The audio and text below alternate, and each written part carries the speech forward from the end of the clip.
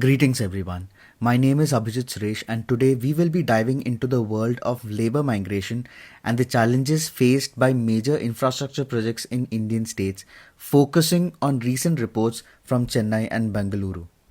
I'll start by discussing the essence of these reports and will then be linking them to some broader migration trends that are shaping labor markets in these regions. Recently, both Chennai and Bengaluru have seen setbacks in their metro construction projects due to a shortage of migrant labor. In Chennai, phase 2 of the metro project has been struggling with a staggering 40% workforce shortage. Migrants who had gone home to cast their votes in April this year found jobs closer home and did not return. Bengaluru faced similar challenges last year as many labourers from states like Bihar, Bengal, Jharkhand and Chhattisgarh did not return to work after seasonal leave. So why do these regions attract workers in the first place? Well, it's the convergence of a few factors. First of all, given the relatively higher levels of pace of development in these regions, labour-intensive work is in pretty high demand. Since local supply alone cannot meet this demand, they would either need to switch to more expensive machinery or use labour from other parts of the country. For now, the cost of automating or mechanizing tasks still outweigh the benefits, making manual labour the more affordable option. The second point to consider here is the difference in the demand for labor-intensive work in different parts of the country as a function of the difference in the pace of infrastructure growth. More developed cities like Mumbai, Bengaluru and Chennai expand the infrastructure at a rapid rate far exceeding the rate in other regions like parts of West Bengal or Bihar. This brings in labour from states with fewer job opportunities into these states or these regions.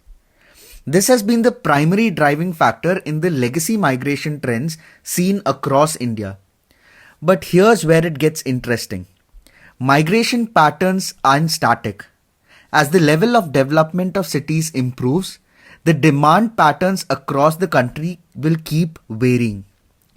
For example, in recent years, infrastructure projects have started booming in northern parts of India like in parts of Uttar Pradesh and Bihar. With better opportunities closer home, many workers from these regions would rather opt to work locally rather than migrate to more distant cities. In fact, this very factor is what has contributed to the worker shortage we are seeing in places like Chennai and Bengaluru. The language tensions in these cities have certainly not helped the cause. The fact that these two reports are a year apart signals a broader shift in ground realities. As infrastructure development ramps up across the country, more workers would find it easier to find employment closer home. This would mean not having to migrate far from their families and being able to frequent their homes more often. This shift in the supply and demand dynamics of labour in various regions may substantially reshape migration patterns across the country. This evolving trend poses major challenges to the more developed parts of the country. These areas will need to find innovative solutions to continue to meet the labour demands. They will either need to attract and retain more workers or seriously consider adopting technological solutions for labour-intensive tasks. Infrastructure needs are only going to rise across India in the next couple of years.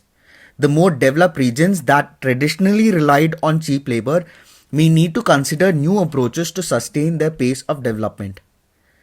These are very interesting times for us policy enthusiasts. The solutions that states developing a labour deficit will come up with and the factors that will affect them will be fascinating to observe and study. The exposure to innovative solutions is an obvious advantage. In addition, it will also reveal the underlying values guiding current Indian policy. Would states only look at immediate remediations in terms of labour retention incentives or maybe incentivization of higher local participation in labour, or would they look for more permanent long-term solutions? Perhaps investing in research and development for more efficient technological alternatives? or maybe shifting to less labor intensive infrastructure could be a good starting point. Labor markets, like economies, are dynamic. Both state and central policy strategists must work in tandem to adapt to the evolving migration patterns and regional economic developments. The way forward must be to address this challenge holistically, exploring both short term and long term solutions, as well as fostering interstate and intrastate collaborations to optimize developmental processes. This approach could ensure a more resilient and balanced economic ecosystem, optimizing growth best suitable to the conditions across India's diverse regions. Thank you so much for listening. If you found this video insightful, please like, comment, and share the video. And don't forget to subscribe to the channel for more in-depth discussions on policy and economics.